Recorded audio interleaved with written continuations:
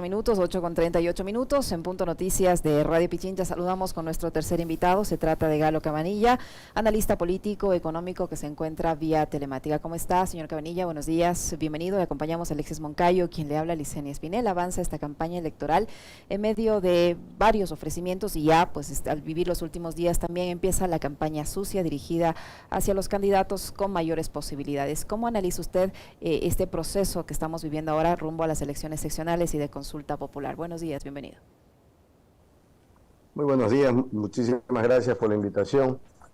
Es importante exigirle a los candidatos que se encuentran en este momento en la búsqueda del voto popular, exigirles que den propuestas claras y precisas de lo que piensan hacer en el momento de llegar a ganar las elecciones y cómo lo van a hacer. Creo que eso es fundamental para que las cosas funcionen. ¿Cómo está, economista? Bienvenido, buenos días. Quisiera conocer cuáles son sus reacciones con respecto de la última entrevista que concediera el presidente Lasso la noche de ayer al colega Milton Pérez. El presidente dijo que si bien hay previsiones de que 2023, por los factores que ya todos conocemos, guerra en Europa, la volatilidad de los commodities y demás, los multilaterales han previsto que va a ser un año difícil. El presidente ha dicho, pero Ecuador va a ser la excepción y Ecuador va a ser uno de los pocos países de la región que va a registrar un crecimiento superior al 3%. ¿Qué opinión le merece esa previsión del presidente Lasso? Bueno, es una previsión bastante optimista, dado que el Ecuador, como los otros países, vamos a estar en un entorno bastante complicado debido a la situación económica global. Sin embargo, si nosotros comparamos esa misma cifra de crecimiento, como lo están haciendo algunos analistas, con el año 2018 o 2019, antes de la pandemia, vemos que realmente el crecimiento es menos del 1%. Pero más allá de los números, lo importante aquí es tratar de determinar la necesidad de que el gobierno se ocupe de la producción y de la generación de empleo. La economía del Ecuador no es solo la deuda o el petróleo. La economía del Ecuador pasa por la generación de empleo, por el impulso a la producción, a la agroindustria. El Ecuador hoy por hoy tiene una gran oportunidad. ¿Cuál es? La necesidad de alimentos por parte de la población mundial. Nosotros tenemos la oportunidad de proveer de esos alimentos e inclusive de proveer minerales para que la energía también en el mundo pueda mantenerse, pueda sustentarse. Entonces, lo lógico sería tener un plan económico de desarrollo de las industrias en el Ecuador. No coincido con la posición del presidente, lo que mencionaba ayer, ¿no? Que si en cuanto al subsidio de los combustibles fósiles, era entre darle a los ricos, los camaroneros, y a los pobres, destinarlo a la madre soltera o a la desnutrición infantil. La comparación no es así. El hecho de que se haya mantenido un subsidio para determinado sector económico significa que había una cadena de costos, una estructura de costos. Y esta estructura de costos era lo que le permitía ser competitivo a ese sector, en este caso el camaronero, en el exterior, en la competencia con los mercados internacionales.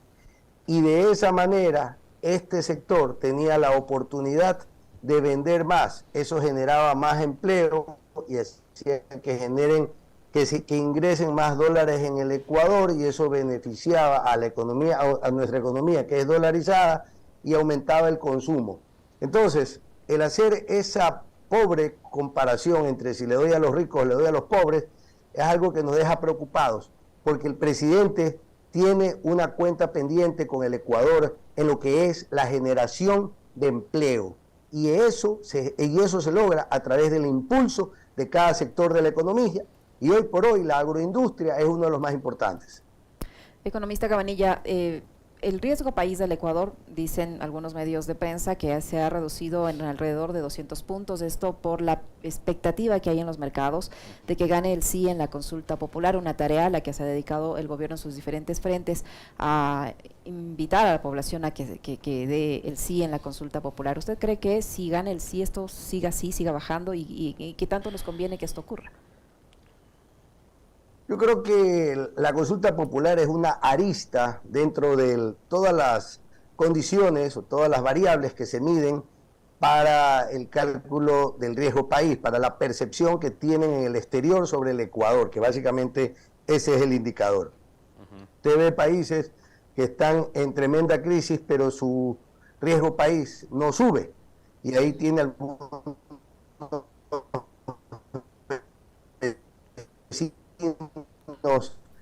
en Latinoamérica. Entonces, lo que debemos procurar más bien, realmente, digamos, realmente se maneje de una forma adecuada, y de ahí, a partir de eso, el buen manejo de las finanzas públicas, de los indicadores sociales en el país son importantes.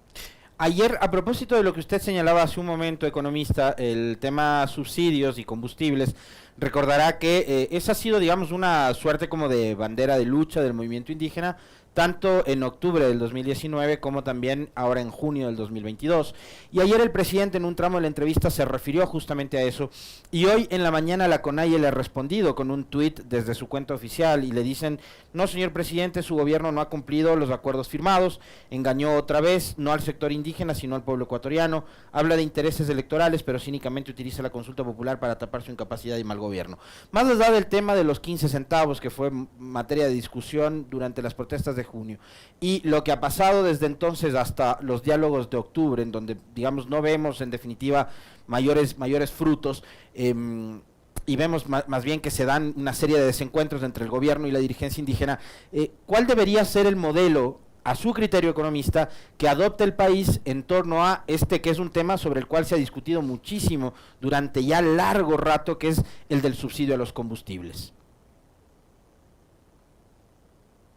El subsidio a los combustibles tiene un objetivo puntual, que es el de no influir en la inflación de la economía. No, es decir, no influir en el incremento de precios. Hay toda una estructura ahí. El hablar de una manera general sobre el subsidio de los combustibles, o peor, de una manera política, me parece irresponsable. Los subsidios, económicamente hablando, son un mecanismo para transferir recursos al sector, a la sociedad, a la parte que los necesita. La focalización de los subsidios, de lo que nosotros hemos estado hablando hace mucho tiempo, es importante, pero no se tiene que basar solamente en el tema de la pobreza, sino también en el impulso de los sectores productivos. Yo creo que en los diálogos con la CONAIE hay que comenzar a precisar realmente cuáles son los puntos en donde ellos pueden influir realmente o que tienen que ver con sus comunidades, porque el exigir temas que tienen que ver con otros sectores que no están participando de esos diálogos, me parece algo incompleto, algo, digamos, realmente fuera de lugar, impertinente.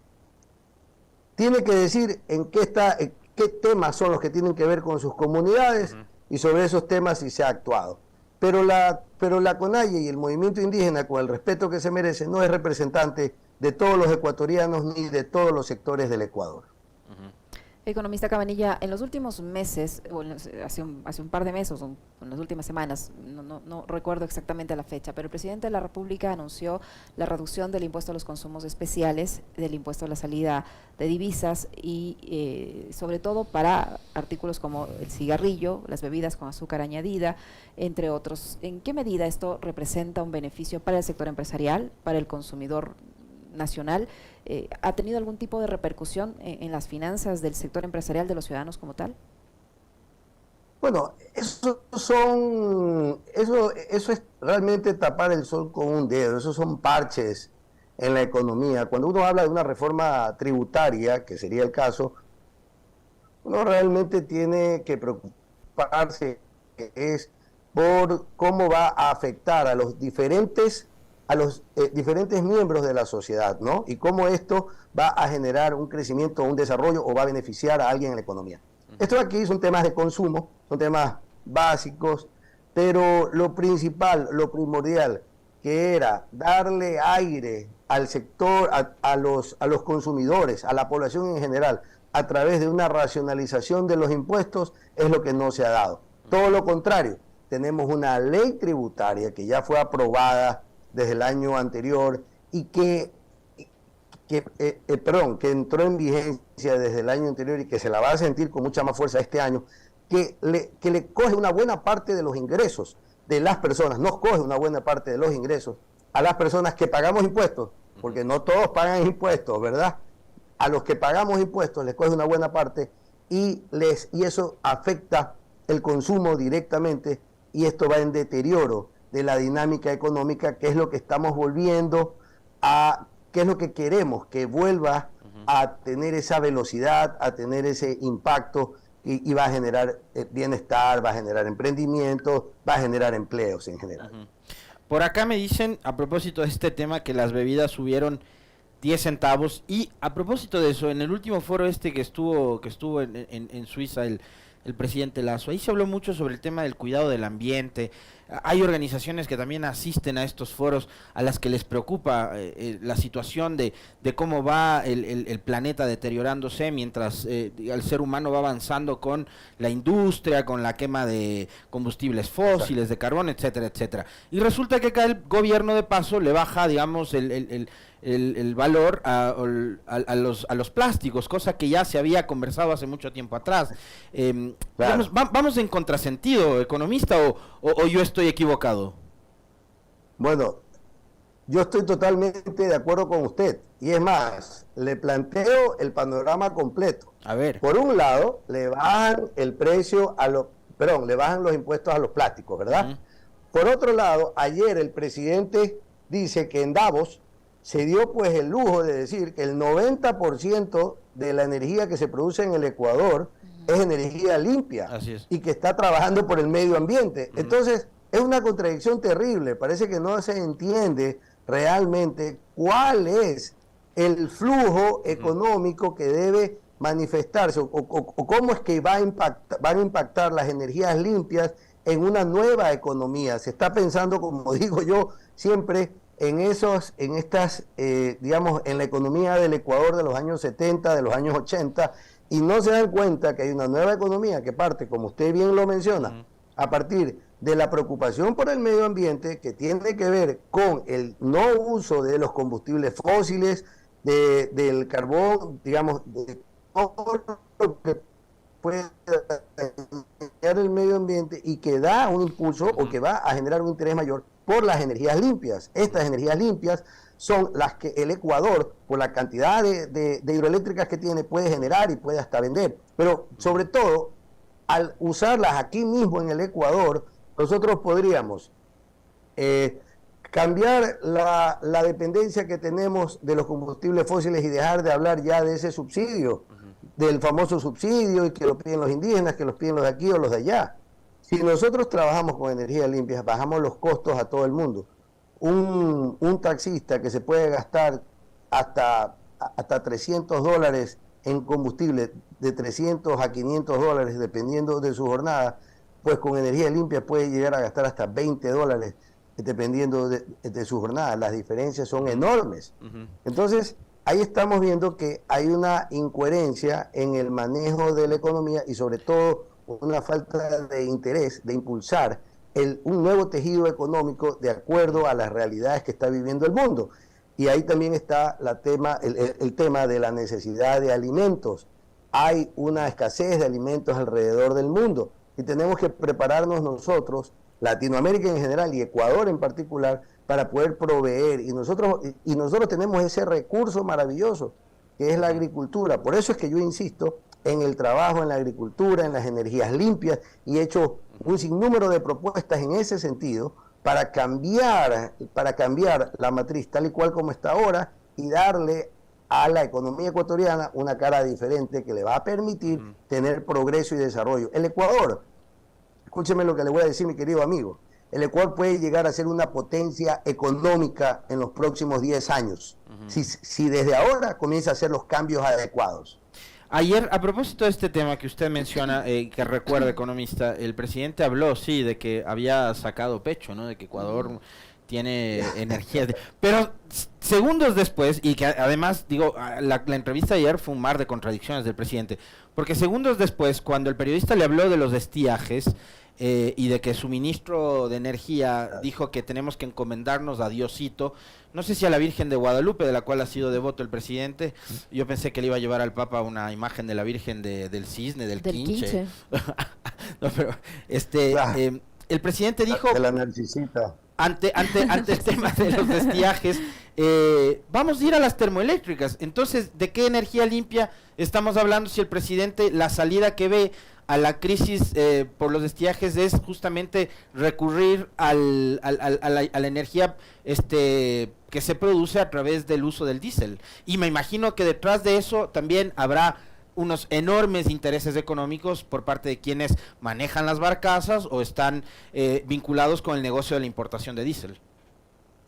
Bueno, ya lo dijo ayer, pues son 400 millones de dólares que le va a costar eso. Un billetazo. Lo cual significa, así es, lo cual significa claramente que no se han preparado adecuadamente para este tipo de situación. Incluso, mire lo que dijo, que es algo que yo ya he mencionado, que el parque termoeléctrico tendrá que comenzar a trabajar completo. O sea, el parque termoeléctrico en el Ecuador está usado a su capacidad instalada a un 50% nada más. Y esa es una realidad que se vive en el Ecuador. Sin embargo, la energía eléctrica es tan cara y vendemos la energía eléctrica, la poca que se produce, más barata a otros países. O sea, es más barato que lo que se le vende a los ecuatorianos. Es una locura y una pésima administración, más allá pues de la corrupción que existe y que ya pues se está investigando en este momento y que la Fiscalía tiene que dar los resultados adecuados de lo que está sucediendo con CENEL y todas estas empresas públicas, las cuales no tienen ni siquiera balances. Escúchenme lo siguiente, no tienen ni siquiera balances. Por eso es que pueden llevarse la plata en sacos de yute sin ningún problema a esta gente corrupta. Ahora, perdón, para cerrar el tema de los subsidios y la energía, licenciado, solo para cerrar, porque me envían un mensaje y me dicen, había un proyecto que era muy bueno y de hecho las famosas cocinas de inducción deben estar en alguna bodega oxidándose. ¿No sería bueno retomar, digamos, proyectos en ese sentido que también son un complemento de esa energía limpia que es amigable con el ambiente? Cocinas de inducción. Bueno, habría que analizar cómo está ese proyecto, porque puede ser que rehabilitarlo cueste más que empezar uno nuevo. Entonces, ahí pasa por un análisis técnico. Sin embargo, hay muchas opciones para mejorar, para aprovechar las energías limpias. Por ejemplo, los carros eléctricos, ¿no? Que es el mayor impacto realmente de los combustibles para la economía de las personas y de las familias. Entonces, porque es la transportación, etcétera. Entonces, yo creo que ese trabajo que se puede realizar a través de los carros eléctricos, de que se comience a cambiar el parque automotor, que como lo está haciendo Francia, como lo están haciendo otros países en Europa, cambiando este tipo de parque automotor para que usar los carros eléctricos, usar energías limpias, bajar los costos de la economía. Y esos $3.000 que le preocupan al presidente, pues ya no van a existir, ya no va a haber problema con eso, porque son energías limpias y no vamos a tener que importar más combustible para los ecuatorianos y subsidiarlos. Entonces, son soluciones de otra índole que el gobierno no las está viendo, solamente está preocupado por tener los saldos en los balances, ¿no? Gastar lo menos que sea posible, porque ahí salen unas cantidades enormes de gasto social que cuando usted sale a la calle realmente no sabe dónde están. Pero a la cuenta lo que necesitamos es realmente pues este manejo del medio ambiente, acceder a este tipo de recursos inclusive que hay internacionalmente, pero sobre todo estar conscientes que globalmente nosotros somos en este momento un diamante para el mundo. Por eso debemos trabajar en la industria, en las empresas, en el desarrollo de la economía bajo una nueva perspectiva, que es lo que el mundo necesita, en base a la demanda que hay en el mundo. Y eso es lo que nos puede traer un un verdadero bienestar desde ahora y convertirnos en una potencia en el mediano plazo. Para finalizar, economista Cabanilla, y en honor al tiempo, yo le pido su comentario respecto a uno de los anuncios que hizo ayer precisamente el presidente de la República relacionado al tema de la energía eléctrica, y es que para reducir la deuda con China se está analizando, dijo, la posibilidad de concesionar la mayor central hidroeléctrica que tiene el país, que es el Coca-Cola Sinclair, a el gobierno de China, en este afán de reducir la deuda. ¿Cómo mira usted ese proyecto? Bueno, en la medida en que las concesiones no signifiquen el entregar los activos que fueron financiados con dinero de los ecuatorianos al sector privado, yo creo que habría que analizar esa propuesta. No la conozco, él mismo no la mencionó porque dice que estaba en análisis, así que poco podría opinar sobre ese tema. Pero yo con respecto a las concesiones, lo que digo es, siempre y cuando el Estado no pierda la propiedad y además se vea beneficiado con la operación de esa, en este caso, de esa central hidroeléctrica, yo creo que es un mecanismo viable, porque hoy por hoy se le ha hecho muy difícil al Estado realizar, digamos, el mover todo el parque termoeléctrico. Ahora, lo de reducir la deuda con China me parece algo estratégico, pero como le digo, habría que ver el perfil de la propuesta para realmente poder opinar algo más amplio. Muchísimas gracias, economista Cabanilla, por habernos acompañado en este diálogo. Muy amable. Muy gentil, un abrazo. Gracias. Muchas gracias a ustedes, un abrazo también. Lo propio, Pasen muchas bien. gracias.